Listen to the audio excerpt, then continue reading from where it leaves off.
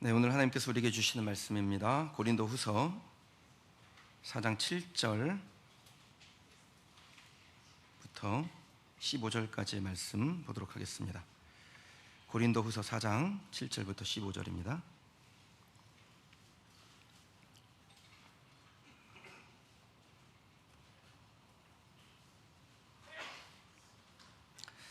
찾으신 줄 알고 제가 봉독하겠습니다. 고린도후서 4장 7절부터 봅니다. 우리가 이 보배를 질그릇에 가졌으니 이는 심히 큰 능력은 하나님께 있고 우리에게 있지 아니함을 알게 하려 함이라. 우리가 사방으로 우겨싸움을 당하여도 쌓이지 아니하며 답답한 일을 당하여도 낙심하지 아니하며 박해를 받아도 버림받지 아니하며 거꾸로 트림을 당하여도 망하지 아니하고 우리가 항상 예수의 죽음을 몸에 짊어짐은 예수의 생명이 또한 우리 몸에 나타나게 하려 함이라. 우리 살아있는 자가 항상 예수를 위하여 죽음에 넘겨짐은 예수의 생명이 또한 우리 죽을 육체에 나타나게 하려 함이라. 그런즉 사망은 우리 안에서 역사하고 생명은 너희 안에서 역사하느니라. 기록된 바 내가 믿었으므로 말하였다 한 것 같이 우리가 같은 믿음의 마음을 가졌으니 우리도 믿었으므로 또한 말하노라.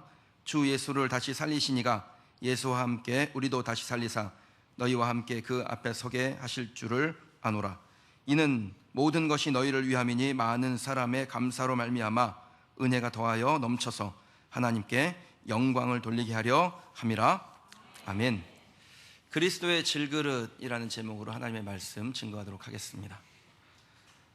두 주간에 걸쳐서 우리가 그리스도의 향기, 또 그리스도의 편지라는 사실을 확인했죠. 그럼 하나님께서 왜 저와 여러분 같은 사람들을 불러서 그리스도의 향기요 또 그리스도의 편지가 되게 하셨을까요? 그렇게 세우신 이유가 뭘까요? 우리가 대단해서 그리스도의 향기, 그리스도의 편지의 능력을 감당할 수 있을 것 같아서 우리를 부르셨겠습니까? 그 미국 일리노이 대학교의 해부학과 교수인 할리 맨센이라는 사람이 사람의 몸을 이렇게 정말 해부해 봤답니다. 육체적으로 원소로 쫙 나눠서 분해를 해봤더니 우리 몸의 구성이 이렇게 되어 있대요. 칼슘이 2.25kg 있습니다. 인삼염이 500g 있고요. 칼륨이 252g, 나트륨이 168g, 마그네슘이 28g, 그리고 몇몇 소량의 원소들로 되어 있고 우리 몸의 65%가 뭐로 되어 있느냐? 산소로 되어 있습니다. 그리고 18%가 수소. 그러니까 수소하고 산소하고 만나면 뭐가 됩니까? 물이 되잖아요. 이렇게 똑똑하세요. H2O, 물이 되죠. 그래서 우리 몸의 대부분이 물이라는 거예요. 그리고 10%의 탄소, 3%의 질소로 딱 구성이 되어 있답니다. 근데 이 원소들을 다 사실은 돈 주고 살 수 있어요. 지금요. 그 돈 주고 사면 이게 얼마 정도 값어치가 있느냐? 미국 돈으로 89센트, 1달러가 채 안 됩니다. 우리 돈으로 말하면 1,000원도 채 안 되는 거죠. 그럼 만물의 영장이라고 큰 소리 떵떵 치지만 실제로 우리 몸의 가치가 얼마냐? 이 육체의 가치가 1,000원도 안 됩니다. 싸구려인 거죠. 여러분, 그래서 육체를 너무 자랑하지 마세요. 많은 사람들이 육체를 자랑합니다. 몸짱, 얼짱, 열심히 자랑해봐야 육체가 얼마라고요? 1,000원도 안 돼요. 싼 거예요. 그럼 그런 것들을 자랑하는 이들에게 하나님께서 딱 한 말씀 하셨어요. 고린도전서 1장 9절에 보니까 이는 아무 육체도 하나님 앞에서 자랑하지 못하게 하려 함이라 그랬습니다. 여러분, 하나님께서 왜 우리를 만드실 때 이렇게 싸구려를 모아가지고 만들어 놓은 줄 아세요? 하나님 앞에서 자랑할 게 없게 하려고 그러는 거예요. 그럼 외모가 좀 예뻐요? 사람 앞에 자랑할 게 되는 것 같아요? 하나님 보실 때는 자랑할 게 없어요. 싸구려예요. 1,000원도 안 된다라는 거예요. 그럼 육체를 자랑하는 일은 그래서 하나님 만나지 못한 사람들이 하는 겁니다. 하나님을 만난 사람들은 자기가 1,000원짜리밖에 안 된다는 것을 잘 알아요. 자기 존재를 아는 거죠. 좀 더 정확하게 표현하면 하나님이 너무 크고 위대하시기 때문에 그 하나님 앞에서 내가 1,000원짜리밖에 안 된다는 것을 인식하는 겁니다. 여러분, 이걸 보고 뭐라 그런 줄 아세요? 겸손이라 그래요. 하나님 앞에서 하나님이 너무 크고 위대하셔서 그 하나님 앞에 정말 자랑할 게 없구나, 내가 이것밖에 안 되는구나, 부족하구나, 이걸 인정하는 것을 겸손이라고 합니다. 그래서 겸손은 의지적인 노력이 아니에요. 마음은 아닌데 사람들 앞에 겸손하게 보이려고 막 이렇게 허리를 굽히고, 그게 아닙니다. 내가 인정하진 않지만 성경에서 겸손하라고 하니까 겸손해야지, 그렇게 하는 것은 진짜 겸손의 정의를 모르는 겁니다. 우리가 자랑할 게 뭐가 있어요? 1,000원짜리인데. 진짜 나 자신의 약함을 알고 하나님의 위대하심을 아는 것, 그게 바로 겸손이죠. 주제 파악이 안 되는 사람을 보고 우리가 주책이라 그럽니다. 주책이 뭔지 아세요? 주님이 책임을 못 지는 사람을 주책이라 그래요. 그럼 주제 파악 잘 하셔야 됩니다. 하나님을 하나님으로 인정하는 겸손의 사람이 되면 그게 주제 파악이 제대로 된 사람이에요. 저는 여러분들이 그런 분들이 되시길 주님의 이름으로 축원합니다. 나는 1,000원짜리밖에 안 되지만 나를 긍휼히 여기셔서 하나님이 나를 부르시고 그 하나님의 거룩하심을 예배하고 찬양할 수 있게 하신 그 하나님의 은혜 안에 거하는 저와 여러분 되시기를 주의 이름으로 축원합니다. 그렇다고 여러분 자신을 너무 좀 비하하지 않으셔도 됩니다. 사실 우리는 한 줌의 재밖에 안 되는 그러한 육체를 가지고 있지만 그럼 우리 안에 뭐가 담겼냐면 보배가 담겼습니다. 저와 여러분 안에 보배가 담겼어요. 성경은 우리를 질그릇이라고 말합니다. 근데 그 질그릇 안에 뭘 담아두셨느냐? 보배를 담으셨다는 거. 예수 그리스도 그 보배를 담으셨습니다. 질그릇은 깨어지기 쉽고 상처받기 쉽고 아주 가벼운 충격에도 산산이 조각나죠. 여러분이 질그릇의 주인이라면 그 질그릇 안에 그 보배 담고 싶겠습니까? 거칠고 잘 깨어지고 그래서 그 보배를 손상시키기에 딱 좋은 그 그릇에 보배를 담고 싶겠냐라는 거예요. 그런데 왜 주님께서 그 질그릇에 거칠고 상처받고 깨지고 부서지기 쉬운 그 질그릇에 보물을 담으셨을까요? 그럼 두 가지 이유가 있습니다. 첫째는요, 주님이 우리를 사랑하시기 때문입니다. 이유가 없어요.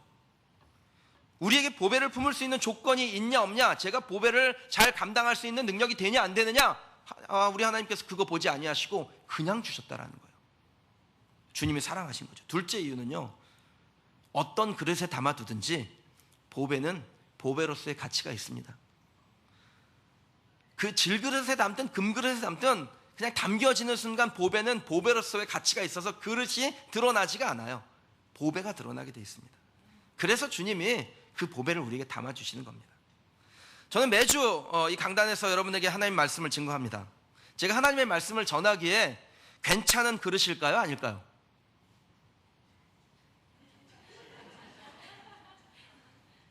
질문을 잘못했군요.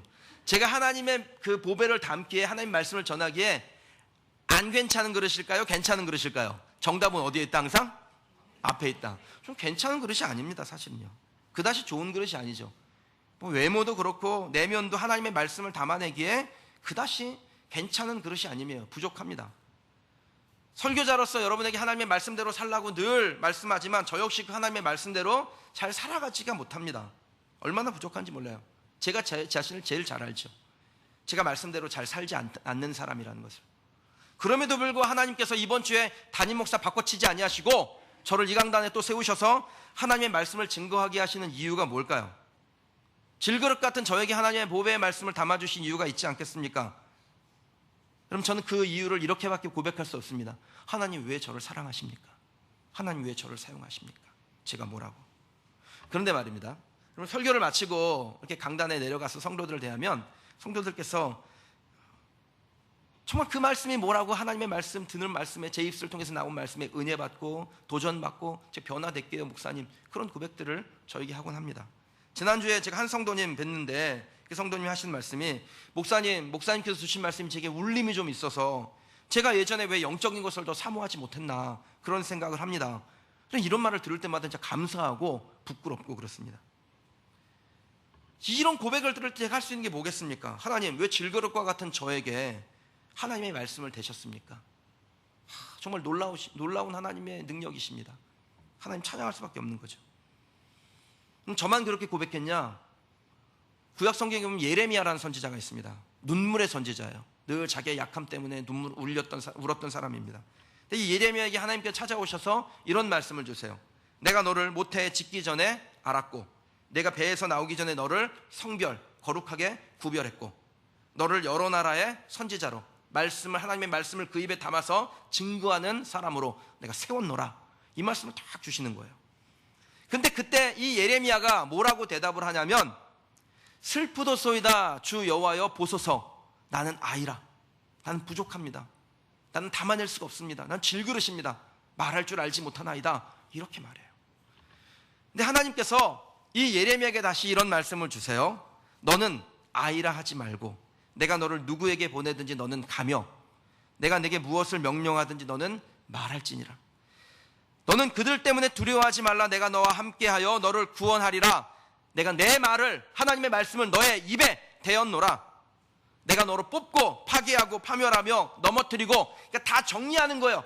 불완전한 거, 온전치 못한 거, 우리가 보기에 문제가 되고 답답한 거 다 하나님께서 우리를 통해 정리하시고 그 위에 뭐 하세요? 건설하고 심게 하신다는 겁니다. 이게 질그릇이었던 예레미야에게 주셨던 하나님의 말씀이에요. 놀라운 계획이었습니다. 사랑하는 성도 여러분, 저와 여러분들이 인정하셔야 됩니다. 첫째는 하나님이 여러분을 무한정 사랑하신다는 거예요. 질그릇밖에 안 되는 부족한 저와 여러분을 사랑하셨다는 겁니다. 둘째는요, 질그릇 같은 우리 안에 보배를 담아주셨다는 것이에요. 그걸 담아낼 만한 능력이 있습니까, 여러분? 저나 여러분이나 그걸 담아낼 만한 능력이 없죠. 그런데 하나님께서 그 보배를 우리 안에 담아주셔서 빛나게 하셨다는 것이에요. 오늘 본문 7절 말씀 같이 한번 좀 읽어보겠습니다. 함께 읽습니다. 우리가 이 보배를 질그릇에 가졌으니 이는 심히 큰 능력은 하나님께 있고 우리에게 있지 아니함을 알게 하려 함이라. 아멘. 그러면 우리에게서 나오는 능력이 사실은 누구의 것이에요? 하나님의 것이라는 겁니다. 질그릇 자체의 광택이 아니라는 것이죠. 큰 능력이 하나님에게서 나옵니다. 우리는 단지 그 능력을 담고 있을 뿐입니다. 성공하는 인생과 실패하는 인생의 차이가 뭔지 아세요? 자신에게 있는 보배의 근원이 누구에게서 나오는지를 아느냐 모르느냐, 그 차이입니다. 실패한 사람들은 뭔가 일이 잘 안 되면은 이걸 어떻게 인식하냐면 능력이 부족했다라고 인식해요. 내가 뭔가를 하다가 좀 안 됐어요. 뭐 대학 시험 봤는데 떨어졌어요. 혹은 사업했는데 잘 안 됐어요. 그러면 이게 뭐의 문제냐? 능력이 부족하다는 거예요. 그래서 뭘 합니까? 능력을 키우겠죠. 스펙을 쌓고 힘을 기르고 인맥을 만들고 할 게 없으면은 몸짱이라도 만들어가지고 빨래판 볶음 보면서 이렇게 만족을 하는 사람들이 그거 한다라는 거예요. 근데 진짜 실패하는 이유 무엇이냐면 능력이 부족해서가 아닙니다. 내가 질그릇이라는 것을 모르기 때문에 그래요. 내가 질그릇이라는 것을 알면은 자기의 능력을 키우는 일에 집중하지 아니하고 질그릇에 보배를 담아주신 하나님께 집중합니다. 그게 능력의 근원이라는 걸 알고, 질그릇이라는 건 아무리 닦아도 질그릇입니다. 티가 나지 않아요. 질그릇의 특징이 뭐예요? 잘 깨진다라는 거죠. 상처 잘 받습니다. 조그만 충격에도 넘어지고 부서집니다. 그런데 그 질그릇 아무리 닦는데 열심을 내봐야 쓸데없는 짓 하는 것입니다. 여러분, 제 말 오해하지 마세요. 스펙을 쌓거나 무슨 열심히 노력해야 된다는 걸 하지 말라는 게 아니에요. 내가 질그릇이라는 것을 인정하지 못한 채 그 질그릇을 닦고 빛나게 하려면 그것이 부질없고 의미 없는 일이라는 것입니다. 진짜는 내 안에 있는 보배, 예수 그리스도, 나의 능력의 근원, 그분을 알지 못하면서 질그릇을 닦는 것은 무지한 행위라는 거예요. 의미 없다라는 것입니다. 여러분, 우리가 이 땅에서 능력을 행한다 치더라도 그것은 우리의 것이 아닙니다. 질그릇이 무슨 능력이 있어요? 커도 질그릇, 작아도 질그릇이죠. 그럼 질그릇에는 능력이 나오지 않습니다. 그건 자랑거리가 되지 않는 것입니다. 들에 나가서 개미를 보면서 교훈을 얻으셔야 됩니다. 개미 중에는 머리 큰, 자기 몸만한 머리를 가지고 있는 왕개미가 있습니다. 턱도 얼마나 날카로운지 집단에는 먹이를 딱딱 잘라내죠. 그런데 그 큰 왕개미를 바라보는 작은 개미가 올 때 그 개미가 얼마나 위대해 보이겠어요. 턱도 튼튼해서 먹이를 싹둑싹둑 자르고 자기 몸 많은 것을 들고 가는 왕개미를 보면서 위대하게 생각하겠죠. 근데 여러분, 그 개미를 바라보고 있는 어린아이가 볼 때는요, 그 왕개미나 작은 개미나 뭐로 보입니까? 개미로 보이죠. 별게 없다고요. 도리어 그 어린아이에 볼 때 그 눈에 잘 보이는 왕개미는 발로 밟아버리기에 딱 좋은 크기인 겁니다. 그럼 우리가 인생을 살다 보면 우리보다 머리가 큰, 몸집이 좋은, 뭔가 가지고 있는 그 왕개미 같은 사람을 바라보면서 위대하다, 부럽다, 본받고 싶다 그러죠. 그럼 하나님이 보실 때 그런 사람이나 별거 없는 사람이나 다 그냥 사람입니다. 질그릇이라고요. 여러분이 뭘 가졌든 질그릇입니다. 돈을 많이 가졌어요? 그래봐야 뭐 질그릇이죠. 명예가 있습니까? 그래도 질그릇입니다. 얼굴이 좀 예뻐요? 우리 이은진 집사님은 교회 와가지고 날마다 예뻐지는 것 같아요. 이게 흉내를 못 내겠어요, 리듬을. 예. 찬양하는데 보니까 예뻐요. 그래도 질그릇이에요. 별게 없다고요. 필라테스하고 요가하고 PT 해가지고 몸짱이 됐습니까? 거울 보면서 막 복근 들어보기 자랑스럽죠. 질그릇이에요. 하나님께서 허리 디스크 한번 살짝 건드리셔가지고 들어 눕고서 한 달만 딱 누워 계시잖아요. 그러면 몸이 다 짱이 꽝 됩니다. 자랑할 게 없다라는 것입니다. 내가 남보다 우월한 질그릇이 된 것 같아서 자랑하는 것, 자기를 자랑하는 것을 보고 교만이라고 합니다. 근데 교만하면 어떻게 될까요? 성경이 우리에게 교만한 사람의 결과를 알려주는데 잠언 18장 12절 말씀해 보니까 사람의 마음의 교만은 멸망의 선봉이고 겸손은 존귀의 길잡이라고 그랬습니다. 내가 질그릇밖에 안 된다라는 것을 깨닫는 것, 내게 있는 것이 무엇이든지 질그릇 같은 나에게 담아주셨다라는 것을 아는 것이 겸손이에요. 그 겸손하면, 겸손한 사람에게는 하나님께서 무엇을 주시냐? 존귀를 주시는데 그 존귀의 뒷부분에 있는 게 아니에요. 앞부분에 있다고요. 그 존귀를 가장 먼저 받는 것입니다. 간혹 그 암이나 불치병 같은 것에 걸린 분들을 신방할 때가 있습니다. 그러면 사람들의 마음이 얼마나 가난해져 있는지 몰라요. 지위가 높고 뭐 부자고 뭐 여러 가지 자랑할 만한 것을 많이 가지고 있지만 딱 병에 걸려가지고 들어놓으면 자기가 질그릇이라는 걸 알아요. 마음이 얼마나 가난해진지 몰라요. 건강했으면 예수님의 예자도 듣기 싫을 사람들입니다. 그런데 내가 질그릇이라는 걸 깨닫고 난 다음에 내가 아무것도 아니구나, 내가 작은 충격에도 상처받고 깨어지는 존재구나, 그걸 알고 난 다음에는 어떻게 돼요? 창조주, 질그릇을 만드신 그 하나님을 만나길 원한다는 거예요. 그런 사람이 기적을 체험합니다. 제가 지난 주간에 어떤 한 성도를 신방을 했는데 암에 걸린 성도였어요. 갔는데 의사들이 참 왜 그런지 몰라요.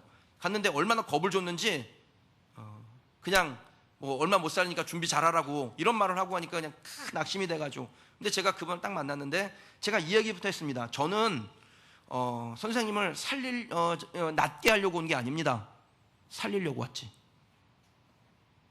창조주신 하나님 만나면 영이 살고 영이 살면 육이 사니까 제가 선생님을 살리려고 왔습니다. 그리고선 하나님의 말씀을 한 1시간 정도 이렇게 전하는데 그 말씀을 전하는 동안 이분이 마음가운데 확신이 드는 거예요. 계속해서 아멘 소리가 커져요. 아멘 소리가 말 끝날 때마다 아멘 아멘 아멘 하는 거예요. 여러분, 그렇게 창조주신 하나님, 질그릇인 나를 만드신 그 하나님을 체험하고 그 하나님을 믿는 사람은 하나님의 기적을 경험하는 겁니다. 근데 끝까지 자기가 질그릇이라는 것을 인정하지 않는 사람이 있습니다. 뭐 어쩝니까? 내가 밀어놓은 것도 아닌데. 끝까지 자기가 질그릇이라는 걸 인정하지 아니하고 창조주 하나님, 나를 만드신, 질그릇 만드신 그 하나님 주인을 바라보지 않으면 뭐 어떡하겠어요? 멸망의 선봉에 설 수밖에 없는 것이죠.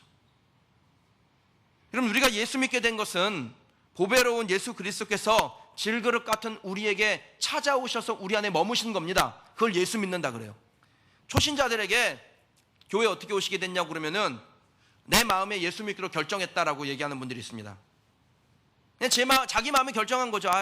형편도 괜찮고 또 좀 종교 하나 가져볼까? 마음의 평안을 누려볼까? 이래서 나오는 수도 있어요. 그런데 처음에는 그렇게 말합니다. 그러나 내가 질그릇이라는 것을 깨닫고 난 다음에는 그렇게 말하지 않습니다. 내가 예수를 믿게 된 것은 내 노력이나 내 결심이나 내 결단이 아니에요. 하나님의 영광의 빛이 그 사람을 비춘 겁니다.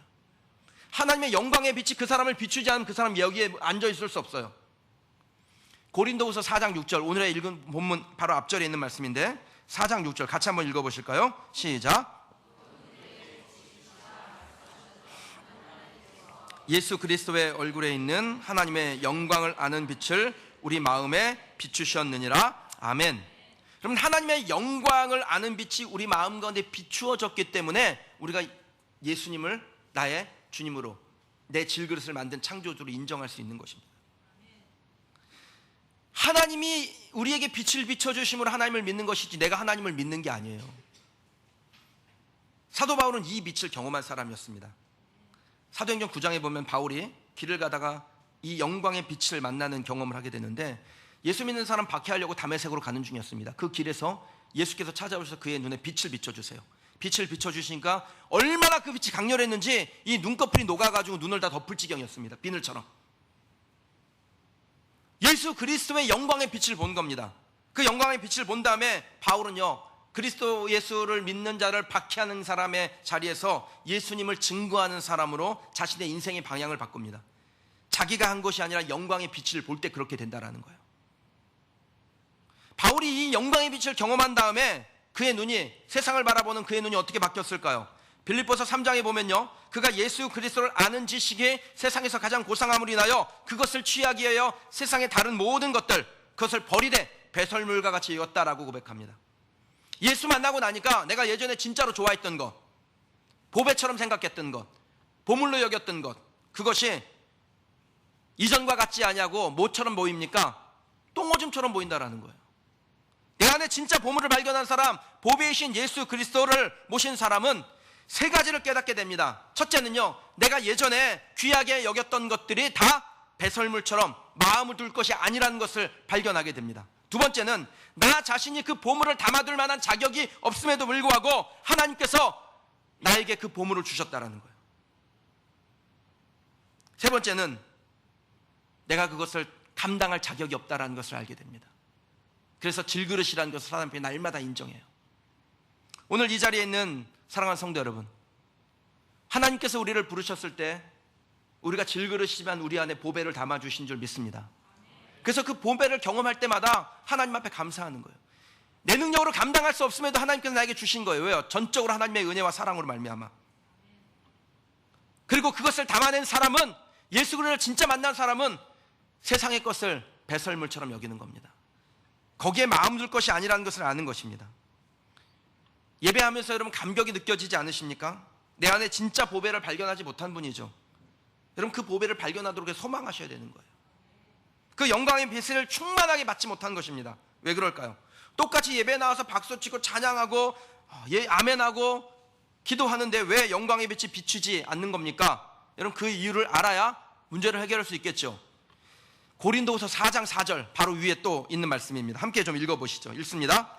그 중에 이 세상의 신이 믿지 아니하는 자들의 마음을 혼미하게 하여 그리스도의 영광의 복음의 광채가 비치지 못하게 함이니 그리스도는 하나님의 형상이라. 아멘. 그럼 세상의 신, 배설물처럼 여겨야 될 것들이 우리의 마음을 흔들면 우리의 마음이 혼미하게 되어서 그리스도의 영광의 복음의 광채를 얻지 못한다라는 겁니다.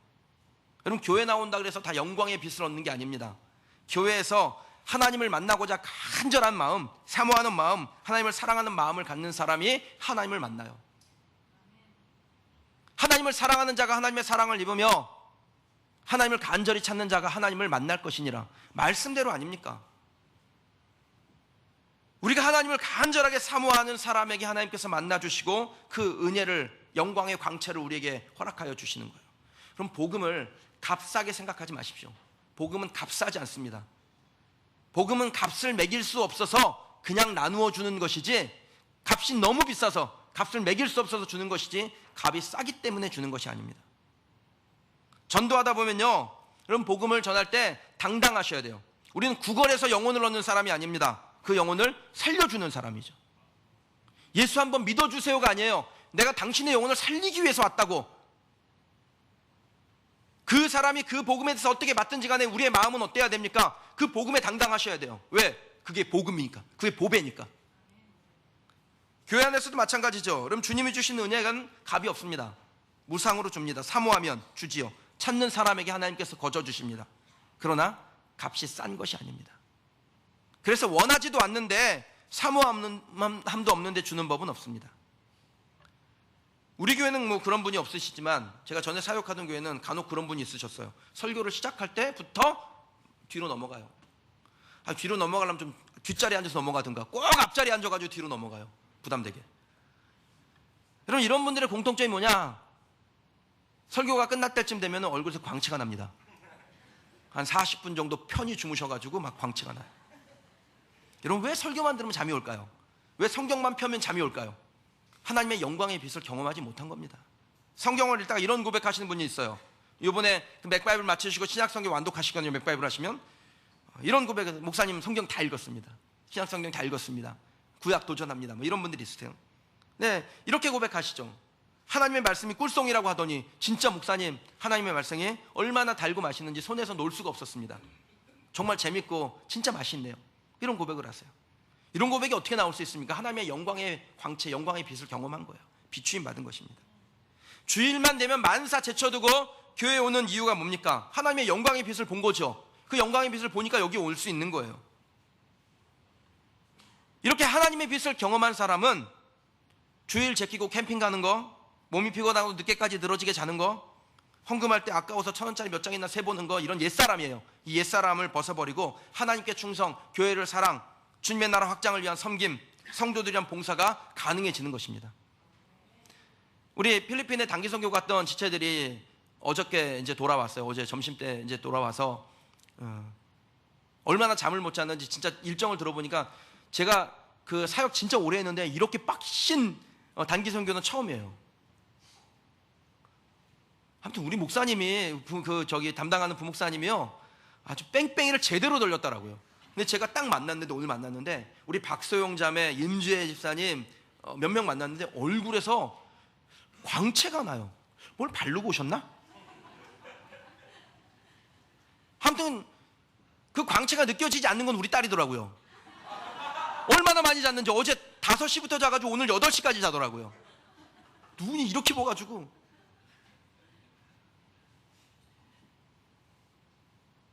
내 자신이 보배를 담은 질그릇이라는 사실을 확인한 사람은 오직 보배이신 예수 그리스도를 위해서 삽니다. 교회 와서 맨날 살라는 게 아니라 내가 삶의 현장이 어디든 간에 그곳에서 예수 그리스도를 딱 담은 사람, 보배를 가지고 있는 사람, 그 사람처럼 살아간다는 겁니다. 아직도 내 만족을 위해서 사는 사람은 보배이신 예수 그리스도를 만나지 못한 거죠. 그럼 만나셔야죠. 그러면 보배이신 예수 그리스도를 만나셔야 됩니다. 예수님을 잘 안다고요? 정말일까요? 예수님을 잘 아세요? 우리가 예수님을 잘 안다라고 할 때 그 잘 아는 것은 그분을 직접 경험하고 대화하고 그분의 생각이 무엇인지를 알고 그리고 그분과 함께 동행하는 것을 예수 그리스도를 잘 안다라고 하는 것입니다. 단지 예수님이 어떤 분이신지 그분에 대한 실체, 실존을 아는 것은 아는 것이 아닙니다. 그러니까 예를 하나 좀 들어볼게요. 저는 대한민국 국민으로 45년을 살았습니다. 이 나라 대통령이 박근혜 대통령인 것도 알고 그분이 어디에 사는지 알고 어디 가는지 그분의 가족이 누군지 그런 거 다 압니다. 여러분들도 아는 거잖아요. KBS에서 알려주잖아요. 그런데 저는 지금까지 단 한 번도 그 대통령을 가까이서 본 적이 없습니다. 대통령을 접견할 수 있는 특권을 받아본 적도 없고 그리고 대통령과 함께 논의를 하거나 혹은 인생에 대해서 미래에 대해서 함께 이야기 나눈 적도 없습니다. 그런데 어떤 사람은요 그 대통령과 함께 한 집에 삽니다. 그리고 늘 그분을 수행하고 또 그분과 함께 대화를 하고 앞으로 일어날 일에 대해서 논의를 하고 이야기를 주고받습니다. 이 대통령을 진짜 아는 사람은 누굽니까? 우리는 대통령을 안다 그러죠. 박근혜 대통령 우리나라 대통령이에요. 알지요. 근데 그건 아는 게 아니라는 거예요. 진짜 안다라는 건 뭡니까? 그냥 시대적 공간 안에 함께 머물러 있다라는 것, 그거 아는 거 아닙니다. 같은 마음을 가지고 서로 대화를 나누며 미래를 계획하는 것이 진짜 아는 것이죠. 이것을 뭐라고 말하냐? 임재라 그래요. 이걸 우리가 하나님을 안다라고 할 때 그냥 단지 하나님이 계신 거, 하나님이 나의 아버지라고 하던데요, 하나님 우리 인생을 좀 지켜준다고 하던데요, 나의 소원을 들어주신 분 아닌가요? 이런 차원이 아니라 하나님과 동행하고 하나님의 생각을 알고 그 하나님의 임재를 경험하는 것, 그게 아는 겁니다. 그게 진짜 보화를 가지고 있는 사람인 거예요. 그 임재를 경험하는 저와 여러분 되시기를 주님의 이름으로 축원합니다. 우리가 보배를 품었다고 해서 질그릇이 금그릇 되진 않습니다. 예수를 믿으면 질그릇이 금그릇 됩니다라고 가르친다는 건 잘못된 가르침이에요. 그럼 우리는 계속해서 질그릇이에요. 얼마나 상처를 잘 받으세요? 누가 성도가 뭐라고 하면 상처받았다고, 깨졌다고, 마음 상했다고. 그런 분들이 얼마나 많습니까? 그게 이상한 것 같아요? 하나도 안 이상한 거예요. 여러분, 우리가 예수 믿어도 상처받아요. 왜요? 근본이 질그릇이라. 잘 깨진다고요. 예수 믿어도 상처받고 부서지고 깨지기 쉬운 재질을 가지고 있습니다. 그런데 그 질그릇인 우리 안에 뭐가 담깁니까? 보배이신 예수 그리스도가 담기죠. 보배이신 예수 그리스도가 담기면 그 보배가 빛남으로 인해서 세상 사람들이 우리를 볼 때 어떻게 보느냐? 질그릇인데 금그릇처럼 보이는 거예요. 근본은 질그릇 맞습니다. 그런데 예수 그리스도가 담겨서 그 보배와 함께 살아가니까 우리가 금그릇처럼 보이는 겁니다. 질그릇임에도 불구하고 능력의 원천인 보배를 품고 있을 때 모든 일을 견디고 항상 이기고 언제나 좋아 보이는 것이죠. 8절 9절 말씀 같이 한번 읽어보실까요? 함께 읽겠습니다. 우리가 사방으로 우겨쌈을 당하여도 쌓이지 아니하며 낙심하지 아니하며 박해를 받아도 버림받지 아니하며 거꾸러뜨림을 당하여도 망하지 아니하고. 아멘. 여러분, 보배를 품은 질그릇은 우겨쌈을 당하고 신앙생활을 하면서 답답한 일을 만나고 박해를 받고 그래도 절대로 망하지 않는 겁니다. 간혹 이렇게 말씀하시는 분이 있어요. 목사님, 저는 개업 예배 드렸고 그리고 신앙생활도 열심히 했고 나쁜 짓도 안 했고 정직하게 살았는데 왜 저 망했나요? 왜 망했을 것 같습니까? 하나님의 기준에 미달해서요? 혹은 새벽기도 나와야 되는데 안 나와서요? 11조 떼먹어서요? 돈 버는 데 바빠서 봉사 안 해서 그렇습니까? 그런 게 아닙니다. 좀 더 정확하게 표현해 드릴게요. 여러분은 망한 게 아닙니다. 힘든 상황에 내몰렸을 뿐이지. 여러분에게 보배이신 예수 그리스도가 있다면 그럼 그거는 배설물 중에 하나를 잃어버린 것, 그 이상 그 이하도 아닙니다. 진짜 망한 게 뭐냐? 보배를 잃어버린 거예요. 내 안에 있는 예수 그리스도를 잃어버리면 그 사람을 보고 망했다 그러는 것입니다. 우겨쌈을 당하고 답답한 일을 당하고 박해를 받고 거꾸러템을 당했지만 망한 것이 아닙니다. 왜요? 우리 안에 보배이신 예수 그리스도가 있다면 그는 망한 사람이 아니라는 거예요. 능력의 근원이 그 안에 있으니까. 예수 그리스도를 소유한 사람은 우겨쌈을 당해도 쌓이지 않고 답답한 일을 당해도 낙심하지 않고 박해를 받아도 버림받지 않고 거꾸러뜨림을 당해도 망하지 않는다라고 말씀하셨습니다. 그럼 말씀대로죠. 예수 그리스도를 소유한 사람, 보배를 소유한 사람은 그런 겁니다. 보배이신 예수 그리스도를 품었던 질그릇 같은 바울, 이 남자가 사는 법이 그랬습니다. 어려운 일을 만났다, 힘든 일을 만났다, 답답한 일을 만났다, 그럴 때 그 예수 그리스도가 그 안에 있었기 때문에 그는 그 예수 그리스도로 인하여 이렇게 고백해요. 살 소망이 끊어지고 우리 자신이 사형 선고 받은 줄 알았으나 이는 우리로 자기를 의지하지 아니하고 오직 죽은 자 가운데서 다시 살리시는 하나님을 의지하게 하려 함이라. 그러면 어려운 일을 만났습니까? 왜 그런 줄 아세요? 하나님께서 우리로 하여금 육체를 의지하지 아니하고 예수 그리스도 그 보배를 의지하게 하기 위해서 우리에게 그 일을 주신 거예요. 그래서 그 보배를 의지하는 사람은 어떻게 돼요? 이기는 겁니다. 승리하는 거예요. 여러분을 더 사랑하시고 더 주님을 의지하게 하고 하나님의 임재를 누리게 하기 위해서 하나님께서 우리에게 그 일을 주시는 겁니다. 그리고 예수 그리스도를 만난 사람은 넉넉하게 이기는 것이죠. 우리는 질그릇을 금그릇으로 바꾸는 인생을 설계한 사람들이 아닙니다. 우리는 질그릇 안에 어떻게 예수 그리스도 그 보배를 계속해서 담아낼까, 그거 연구하면서 그렇게 살기 위하여 오늘도 한 걸음 한 걸음 믿음의 걸음을 걸어가는 그런 사람들입니다.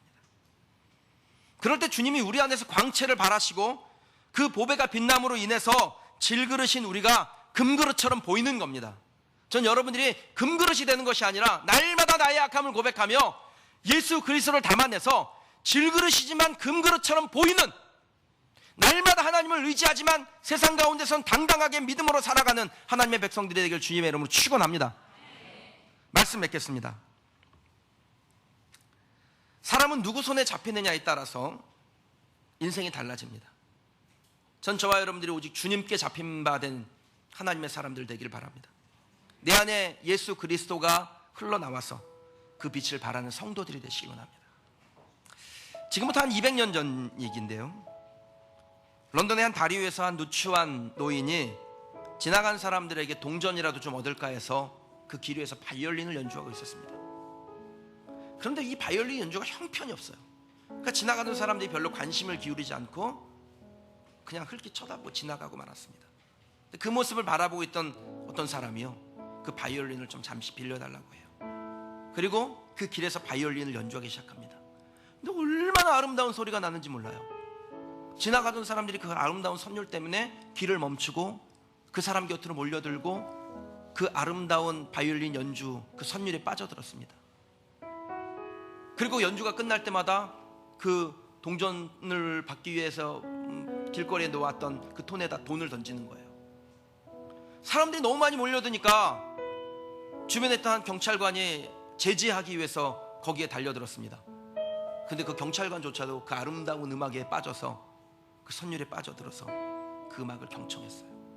그러면 이 아름다운 연주를 그 다리 위에서 했던 사람이 그 당시 가장 유명했던 바이올리니스트였던 니콜로 파가니니라는 사람입니다.